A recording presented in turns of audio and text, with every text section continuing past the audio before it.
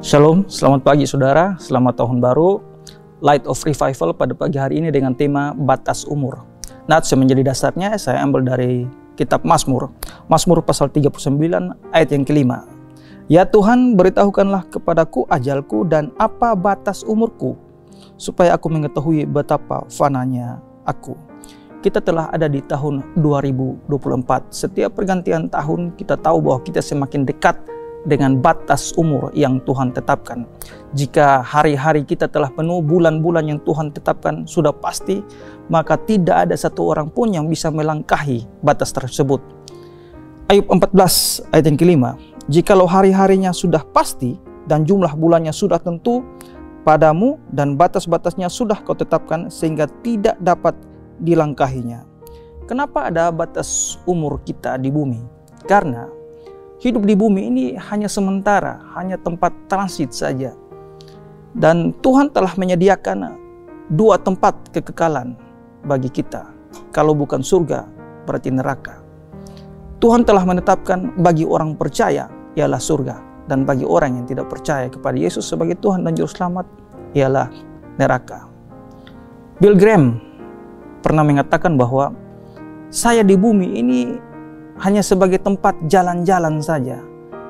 Rumah saya yang abadi, rumah saya yang kekal ada di surga. Pertanyaannya, jika kita telah sampai kepada batas umur yang Tuhan tetapkan, hari-harinya sudah pasti, bulan-bulannya sudah pasti, akan kemanakah kita? Surga atau neraka? Untuk setiap orang yang percaya pada Yesus Kristus sebagai Tuhan dan Juru Selamat, jika batas usia itu ajal kita menemui kita, maka sudah pasti kita akan peroleh hidup yang kekal. Dan ada begitu banyak janji Yesus dalam Alkitab, tapi saya hanya mengangkat 3 ayat saja.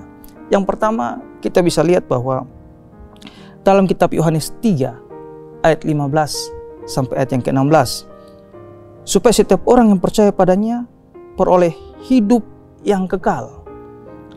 Ayat ini diulangi lagi oleh Yohanes dalam ayat berikutnya, ayat yang ke-16. Karena begitu besar kasih Allah akan dunia ini, supaya setiap orang yang percaya padanya tidak binasa, melainkan beroleh hidup yang kekal. Artinya bahwa penekanan ini begitu tegas diulangi lagi oleh Yohanes.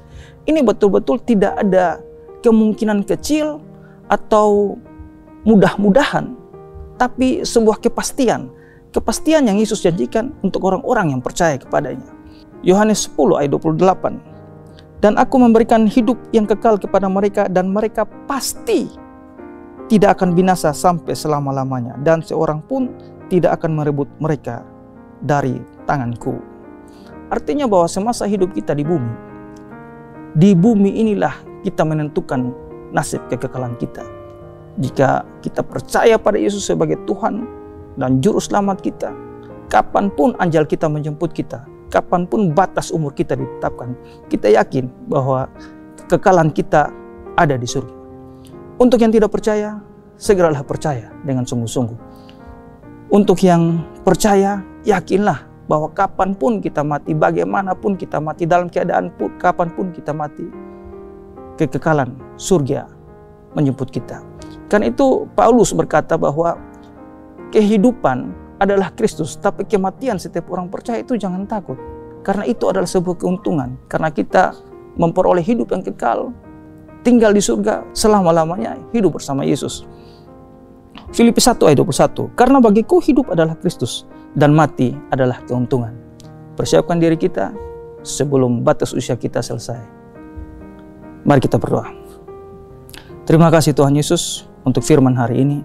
Kiranya Tuhan mengajarkan kami untuk kami semakin tekun, bahkan kami semakin beriman, karena kami percaya bahwa Yesus adalah Tuhan dan Juru Selamat kami.